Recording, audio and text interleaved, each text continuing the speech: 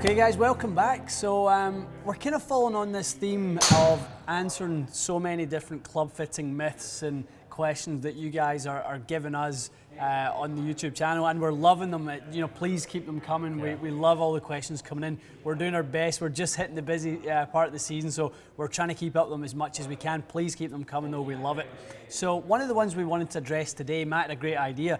He wanted to look at the difference between a draw and a fade. So maybe talk a little bit about, the differences in the two, and then measure it with some testing, some ball flight. Yeah, so I mean, a lot of people will wonder, obviously a lot of people want to hit a draw because they're used to hitting a slice. Right. And they're familiar with the concept that a draw does go further than a fade, but I've always been curious, exactly why is that?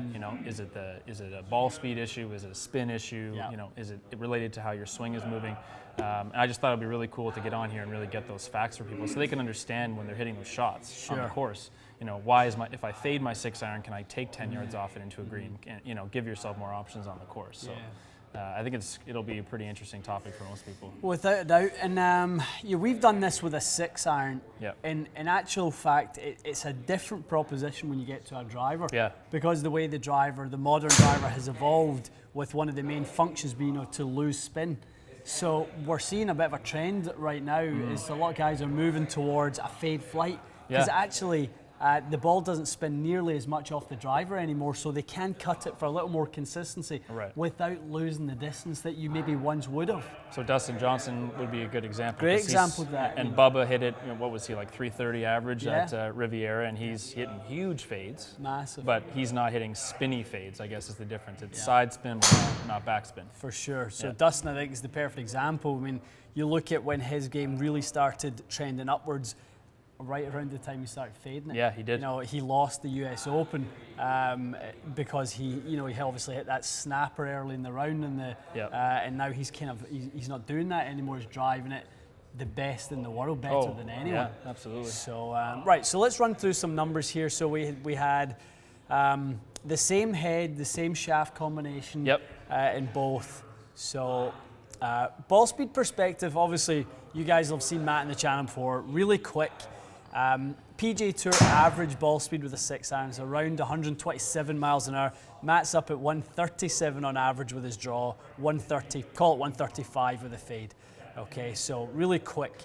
The biggest difference, so we looked at the numbers and we went, okay, is the draw going lower than the fade? And we actually saw they net out the exact same height. They were.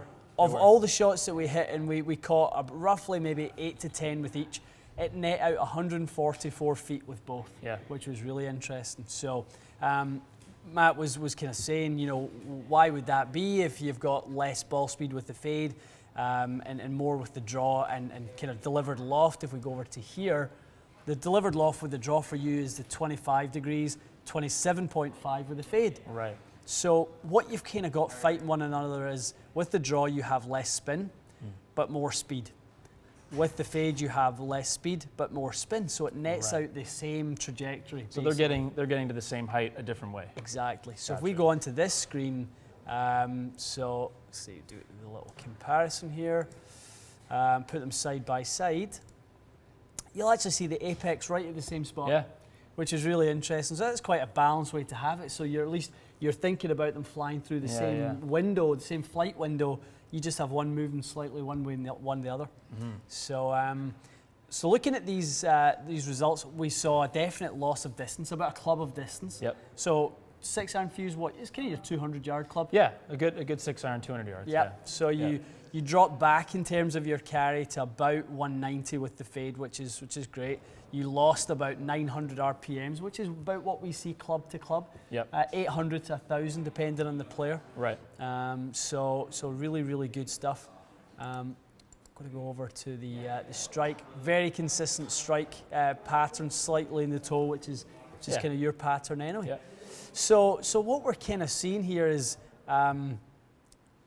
you really drop off the right amount, which is that 10 yards.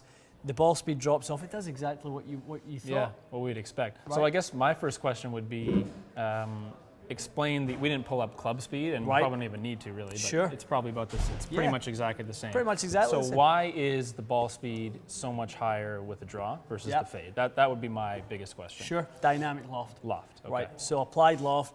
So 25.4 with the draw, 27.5 with the fade. Right. The draw being, so for you, when you swing it in to out, you have that club. So the in to out measurement is relative to the target line. When your club is moving 11.8 degrees away from the target line, there's a correction made with the face. Right. And the correction with the draw is you lose loft. So the face has to be a little more closed, you lose some loft, the ball speed goes up, the spin goes down. So we're seeing almost 4 degrees difference in face angle, draw versus fade. Exactly. So that's your compression factor and how much the ball's 100%. jumping off the face. And that's where we get the loft change. Then we move over to the fade swing, so which for you was actually still into out.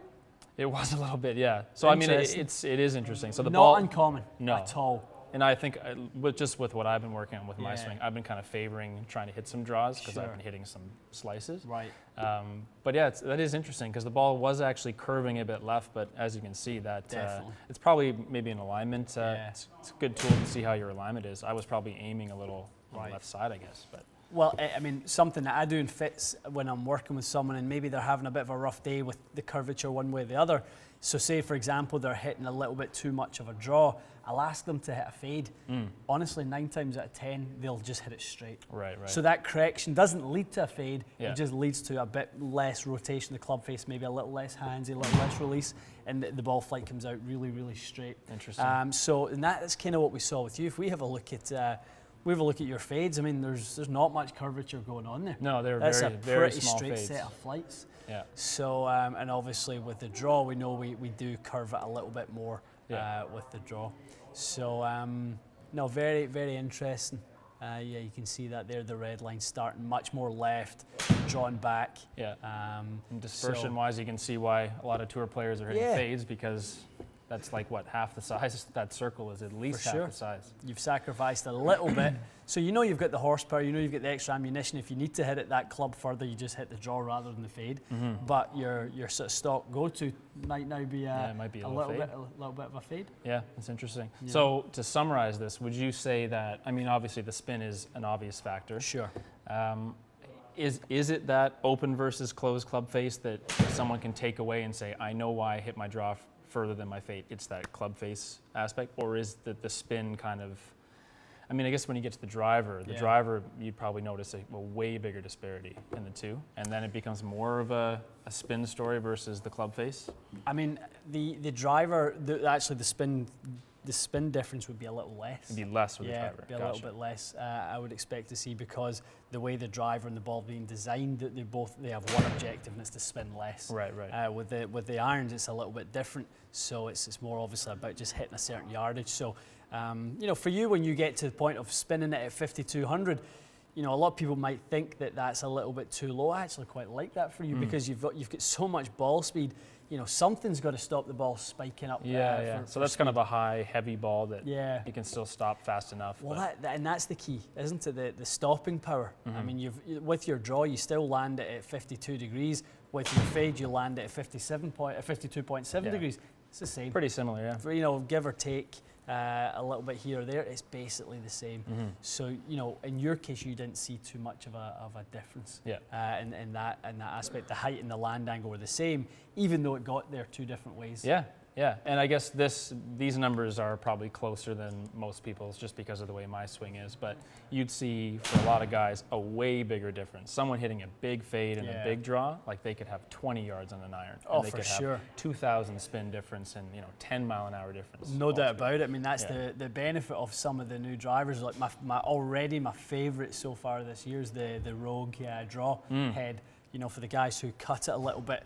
I mean, I'm doing so much with that Rogue draw that guys are just absolutely killing it because it really does rotate. It cuts out the right side of the course for those right-handed players who cut it a little bit, fade it.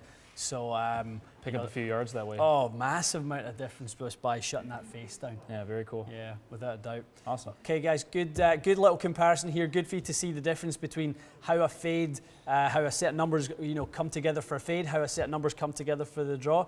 And if you want to learn a little bit more about that for your game, make sure you come and see ourselves or someone that has the technology like a GC quad, so you can measure that and see what your ball flight does for yourself.